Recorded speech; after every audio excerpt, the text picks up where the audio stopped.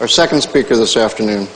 Andrew DeLugan, Face the Wind, Andrew DeLugan. Good luck.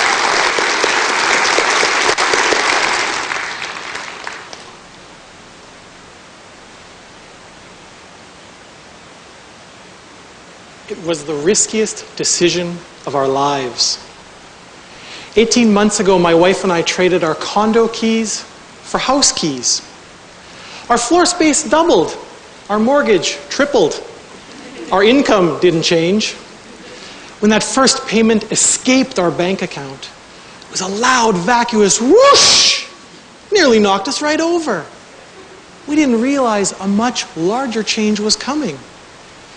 Those precious few hours known as free time became yard work. For me, yard work is a lot like being a Toastmasters Club officer. I have no clue what I should be doing, but yet I'm always busy.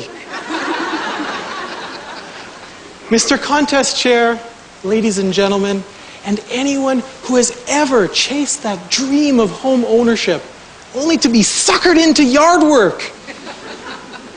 Numerous bushes and trees called out to me. Some were dead. Others were just not what my wife wanted. But the Japanese maple tree, that was different. It had leaves. Fiery red velvet leaves full of the fire of life. So rather than chop it out, we decided to move it to the front yard in a prominent location. Now the tree was the size of a sumo wrestler. I am not. Still, I estimated that I would be done in time to enjoy a mid-morning lemonade. I began the negotiations with a 2-foot hole around the tree. The response, no, not wide enough. I widened that hole many times, but the tree stuck to its guns. Several hours later, I had a moat. I went over to that tree and I gave it a tug, and of course it didn't move. So my tug turned to a yank, and my yanks turned to full-fledged wrestling. And eventually, I triumphed.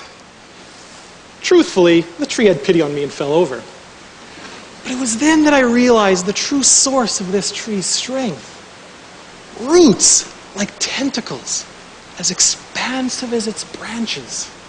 Strong roots, strong tree. Now, taking that tree and planting it over in the front yard was relatively easy. With the sunset in my eyes, I enjoyed that mid-morning lemonade. I caught a glimpse of my daughter's bedroom window. And higher than that, even higher than Tevis Thompson, the neighbor's monster tree. And I realized, if that tree ever fell over, my house is crushed. I was really thankful that trees have such strong roots. Well, many months later, yard work mercifully ended. Not because I had finished the work, but it was the rainy season. When those first winter winds blew, I was in Quebec on business.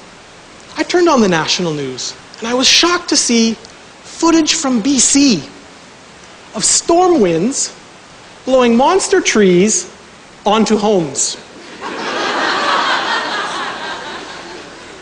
Panic dialed the phone while terror gripped me. My wife said, "I've got some bad news." The gas barbecue was lifted up off the deck and slammed into the house. But the good news is, the neighbor's tree is still standing. We were lucky, but many were not. It was impossible to imagine how so many trees with strong roots could be knocked over. Scientists suggested a theory. Perhaps it was not the force of the wind. Perhaps it was that force combined with the direction.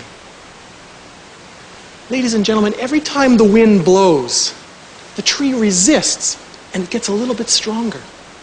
And as that wind continues to blow, the tree gets very strong in this direction. But the winds of 2006 blew from over there. These trees could not face the wind. They could not compensate. They could not cope. Now, the events of this past month reminded me of the importance of always facing that wind head on. My sister-in-law Michelle and her husband Lance have had a pair of pregnancies, both cut short by miscarriage. Their hearts broke twice. Michelle and Lance, they have strong roots. But strong roots are not always enough.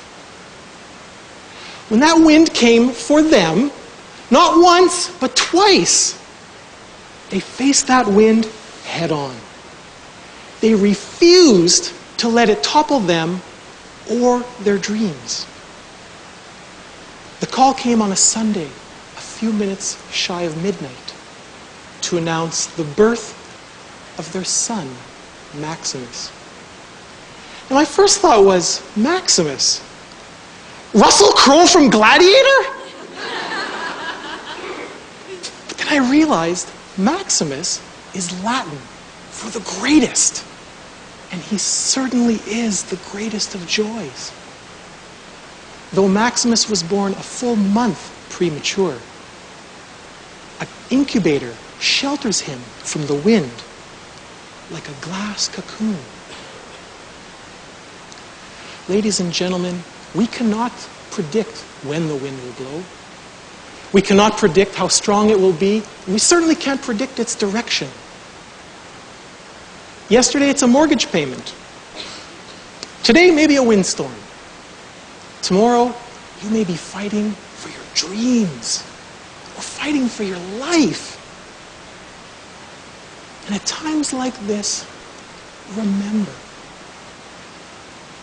we are not trees.